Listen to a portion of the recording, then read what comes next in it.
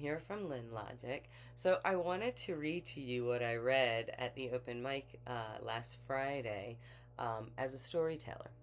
I don't do comedy because, it gets a little dark in there. And it's a little long. I don't know if you can tell this about me, but I'm long-winded. But I don't think I can do comedy, no. Because I feel like for me to say things about people, even generalizing or bitching, that I've got to put myself in a headspace that I don't want to go to. I don't actually enjoy complaining. I don't know if you've noticed that about me. I'm not a huge fan. I'd rather do something else. I'd rather smoke a bowl. Alright, so. Alright, so I'm reading from my trusty paper here, which I didn't read from. I read from my computer screen, which I inputted the password in twice incorrectly, I think. Anyway. Oh, before I get started, if at any point that I feel the need to interject and fix something or explain myself or elaborate possibly or side quest as most times would have it, I'm gonna let myself do that because why the fuck not, So, alrighty. Hi. That wasn't a greeting. It is my state of mind. I just figured I would be upfront and honest from the get-go. Hello, my name is Lynn, and I like black men. And I'm a Taurus. Yeah, I'm aware that I look like I judge you based on your sign, but truth, it's not just your sign that I judge you on. I'm recently back out in the dating world. Yeah, my husband died. Fucking weird, right? Hold on. We are just getting started. Let me give you some of the backstory. I was born jaundiced, breached early and 2 months after an eclipse, and at 6 pounds, 5 ounces. To give perspective, I am 47 now. One of my boobs weighs 10 pounds. Just one. I do like to play the game. What weighs less than my boob? Let's see. Me as a baby, my dog, a 12-pack of soda, a drill. Then if you add them together, that is a whole other game. I have lived a life of fuck around and find out only in the way Gen X can fully get. Being born in the last year of Gen X means that I was primarily raised by the Gen Xers. What? It's not like we were allowed in the house. Now, as Lynn, Murphy's Law and I are closer than my thighs. And that cunt likes to push me. Let's just list some of the stupid and fun shit I have done. Broke my arm at 6 because my sister told me I could fly.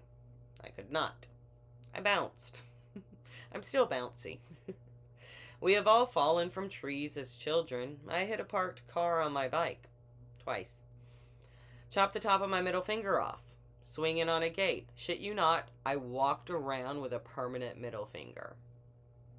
I ran over my own leg driving an ATV. The coolest bruise ever. It was literally tire tracks on my calf. At least it wasn't an exhaust pipe burn. That shit hurt too. In Costa Rica, I almost drowned surfing. Threw up from Costa Rican moonshine. Sunburnt the tops of my feet on the first day, and we were hiking. I hiked the rainforest in flip-flops. I'm fucking lucky there. Pushed out of the raft, whitewater rafting through a gorge. I didn't care. I had to pee. I did hit a tree ziplining through the rainforest, upside down. What? The guy did it, so I asked him if I could, and he said something. And I heard what I wanted to hear and went. When I made it to the other platform, he was saying, "No, no, loca gringa." It was fun. My first skydive landed on my face. Immediately, I asked the tandem lady if she was okay, and she was like, "I'm fine. I landed on you. Thank goodness for these bumpers." I went like 4 more times. Although when they asked me after my first jump what song I wanted on my video, I requested Another One Bites the Dust. And they were like, "No, we don't use that song. It's not appropriate." Fine, I'll have it played at my funeral. With my gravestone saying, "I told you I was sick." At 19, I was diagnosed with PCOS, a disorder inherited that means polycystic ovarian syndrome. By the name of it, can you tell? basically mini cysts on your ovaries, messing your hormones up and can lead to the diabetes. Anywho, I was prescribed birth control pills, and then the shit show began.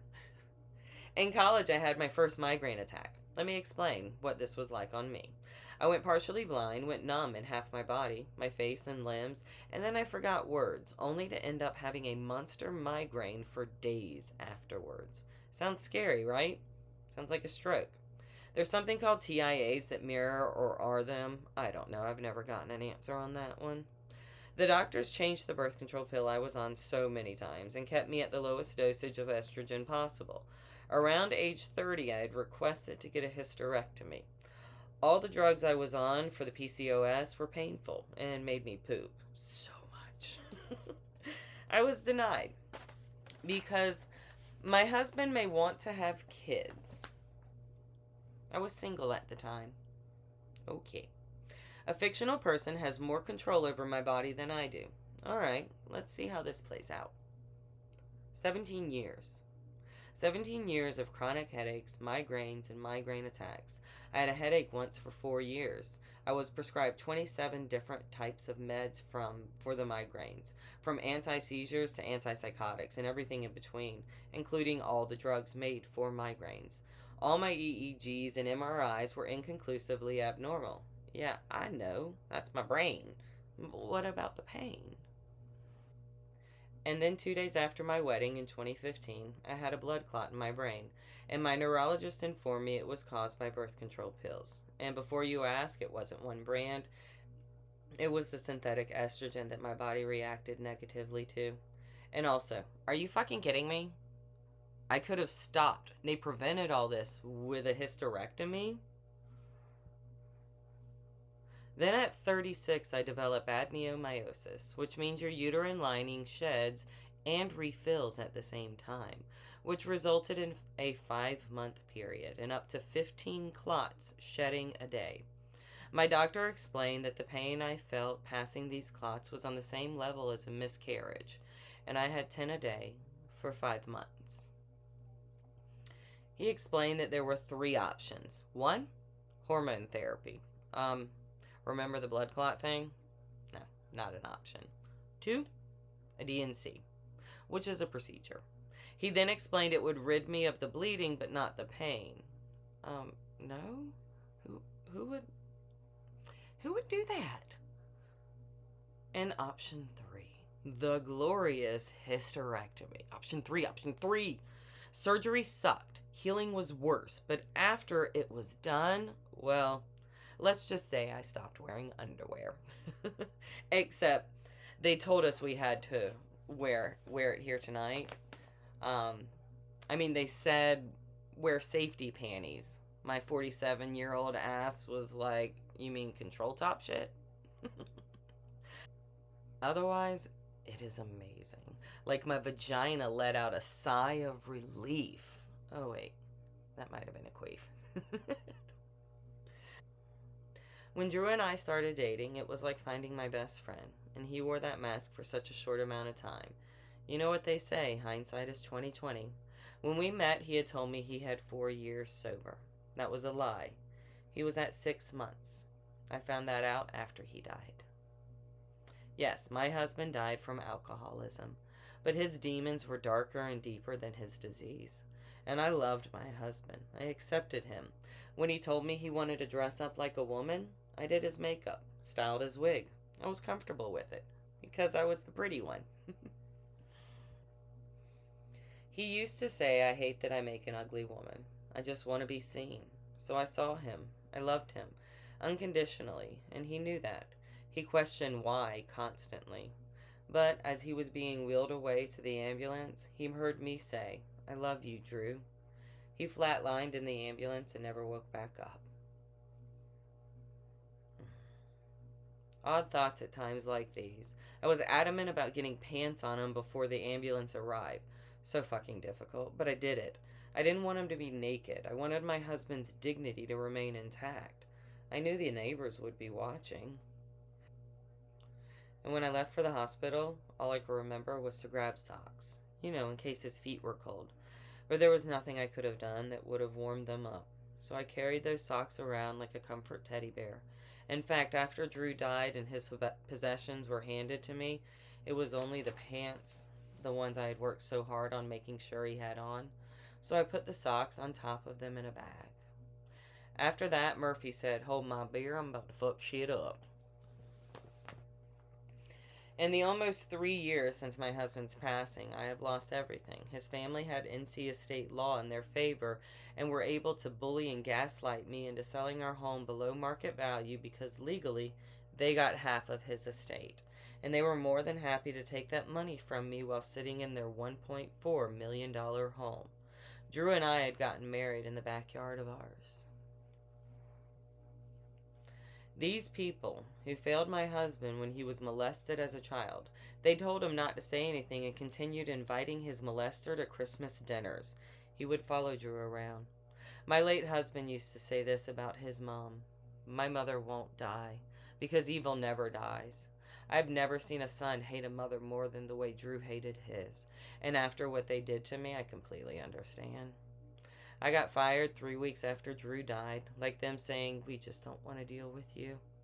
Drew had given away one of our cats 6 months prior to his passing, gave him to his parents, and the other two died. Both died naturally. Like their little bodies were like, "Fuck this, I'm going to Drew." During this time, I've lost family, friends, and homes, and so much more. I am truly a woman at nothing. Everything I own is either at my mom's or in my storage unit, and I own a 2012 Toyota Corolla. That is it. I can't stand that car. It is gray. It is literally the same color as the road. Oh, I get it. Smart. Can't see me. I'm just the road. But the car I had before was a 1983 Mercedes 300D, and it was burnt pumpkin in color. That car was more me. I mean, not completely, but closer. All the money from the estate is gone. I paid back loans, did some necessary legal shit, used a lot to heal, and my ex-best friend got a nice chunk from me. The one thing that money was, it was blood money. It was my blood. As of now, I'm weeks away from being homeless, but I'm passport ready. I have nothing, and I'm at rock bottom. Silver lining, I'm finally free. I'm finally me. Remember, being called strong is not a compliment, it's a recognition. I know you want a happy ending here, but I am still in it, and this is only a piece. I'm still working on my piece. Which, I don't know if in this country, okay, in this country this is a peace sign, P-E-A-C-E. I don't want to offend anyone. Oh, wait, I do this all the time. I don't give a fuck about offending people. Get over it.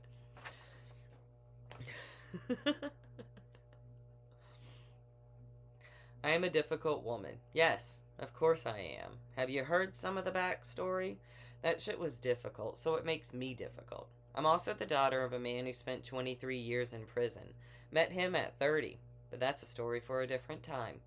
My name is Lady Lynn Levine. I am the neurodivergent with PTSD, ADHD, and triple Ds. Chin up, tits out. Bye. Now, at the burlesque show, I also took my clothes off at this point because I was like, "Do you want to see my tattoo?" And my entire back is tattooed with the Tree of Life done by MC Escher. And so I love showing it off because I don't get to see it. It's on my back. How many times a day do you look at your back? How many times a year do you look at your own back? So, yeah, I took my clothes off at this point. And then I made it awkward because I was like, well, now I got to put it back on. Got to put my clothes back on. So you guys aren't really around for this part usually. And so I sat there and I hooked my bra back and pulled my dress back up and got all comfified and got all my shit done. And it was great. Because I love being awkward. I will make shit awkward. Watch me make it awkward. I bet you'll laugh. Alright. Chin up, tits out, bye.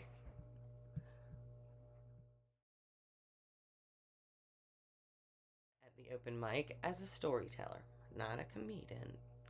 Nope. You ready to watch a kids movie? Or no, wait. That sounds creepy if I say that. Are you awake, Stella? Stella. Stella sleeps like a princess. And she is awake. Alright, we're gonna smoke some more weed and watch a cartoon movie. Maybe. Ooh, Miyazaki. Nope, we got one already picked out. Have a good one. Bye. Oh, wait, let's do this. Chin up. No, wait, wrong backwards. Wrong backwards. Chin up. Tits out. Bye. It's fucking like 20 pounds. You get that?